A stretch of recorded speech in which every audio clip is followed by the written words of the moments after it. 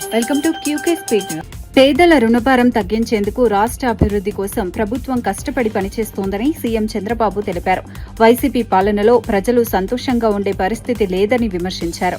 రాజకీయ నాయకులు కూడా స్వేచ్ఛగా తిరగలేని పరిస్థితి ఏర్పడిందని అన్నారు.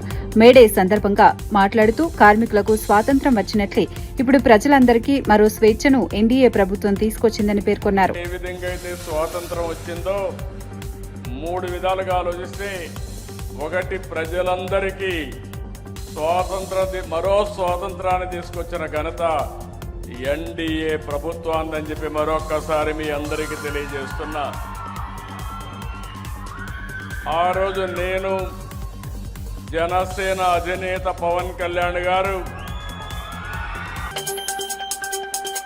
Hyderabad Osmania university arts college వద్ద బుద్ధ పూర్ణిమ వేడుకలు ఘనంగా నిర్వహించారు. బుద్ధుని చిత్రపటానికి పూలమాలలు వేసి నివాళులర్పించారు. అనంతరం ఆర్ట్స్ కాలేజ్ నుంచి పీస్ వాక్ నిర్వహించారు. బుద్ధుడు చూపిన శాంతి, అహింస మార్గంలో ముందుకు సాగాలని బుద్ధిస్ట్ స్వామి సూచించారు. ఈ కార్యక్రమంలో విద్యార్థులు, పరిశోధకులు, ఉద్యోగులు పెద్ద ఎత్తున పాల్గొన్నారు. శాంతి, సహనంతో సమాజం ముందుకు సాగాలని సందేశమిచ్చారు. యువత బుద్ధుడి బోధనలను ఆచరణలో పెట్టాలని పిలుపునిచ్చారు. కార్యక్రమం ప్రశాంత వాతావరణంలో జరిగింది.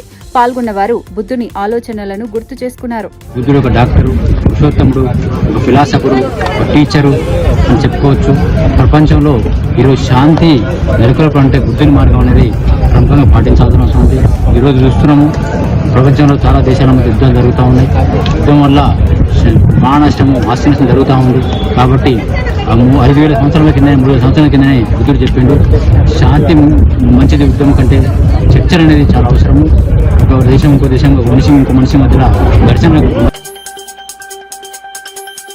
వాణిజ్య సిలిండర్ ధర పెరగడంతో తెలంగాణలో ధర 3,315కు చేరిందని బీఆర్ఎస్ నేత కేటీఆర్ తెలిపారు. గ్యాస్ ధరల పెరుగుదల వల్ల నిత్యావసర వస్తువుల ధరలు కూడా పెరుగుతాయని ఆందోళన వ్యక్తం చేశారు.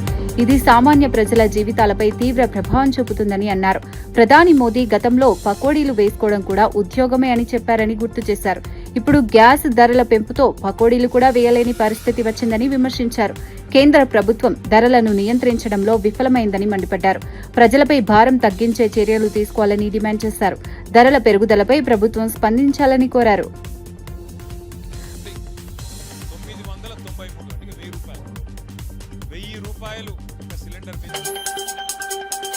తెలంగాణ డీజీపీగా సివి ఆనంద్ బాధ్యతలు స్వీకరించారు. ఈ కార్యక్రమం శాస్త్రోత్తంగా వైభవంగా జరిగింది.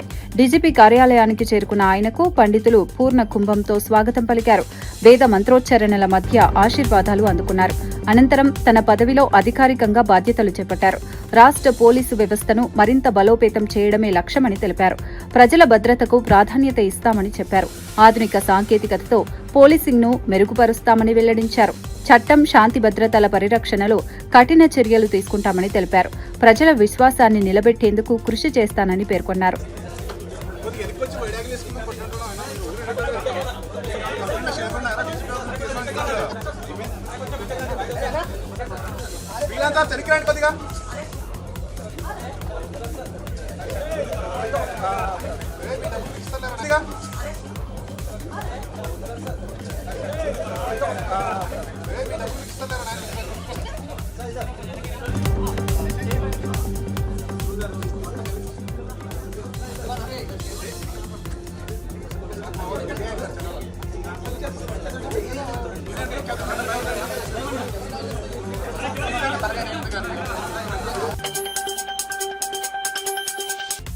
బస్ గడువును 15 రోజులు పొడిగించాలని media academy chairman Srinivas Reddy చేసిన విజ్ఞప్తికి ప్రభుత్వం సానుకూలంగా స్పందించింది.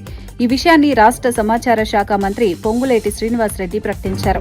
విద్యార్థులు, ఉద్యోగులు ఎదుర్కొంటున్న ఇబ్బందులను దృష్టిలో ఉంచుకొని ఈ నిర్ణయం తీసుకున్నట్లు తెలిపారు. గడువు పెంపుతో ప్రయాణికులకు ఉపశమనం కలుగుతుందని చెప్పారు. నాతో సిగ్నేచర్ 15 days వరకు నేను ఎక్స్టెన్షన్ తీసుకుంటాను.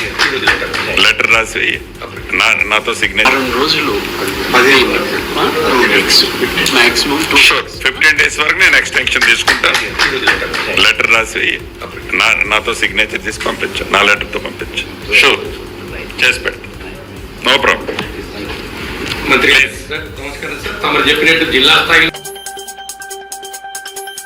ఆంధ్రప్రదేశ్లో పెట్రోల్ డీజిల్ కృత్రిమ కొరత సృష్టించారని మాజీ మంత్రి జోగి రమేష్ ఆరోపించారు. ద్వారా లాభాలు పొందేందుకు ఇది పన్నాగమని విమర్శించారు. దేశంలో మరే రాష్ట్రంలో లేని కొరత ఏపీలో ఎందుకు ఉందని ప్రశ్నించారు. చంద్రబాబు ప్రభుత్వం దీనికి బాధ్యత వహించాలని డిమాండ్ చేశారు. ప్రజలను ఇబ్బందులకు గురిచేస్తున్నారని మండిపడ్డారు. ఇంధన సరఫరా వ్యవస్థలో లోపాలను సరిదిద్దాలని కోరారు.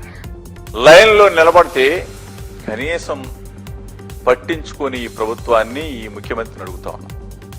ఏమయ్యా చంద్రబాబు నాయుడు, దాన్ని డైవర్ట్ చేయడం.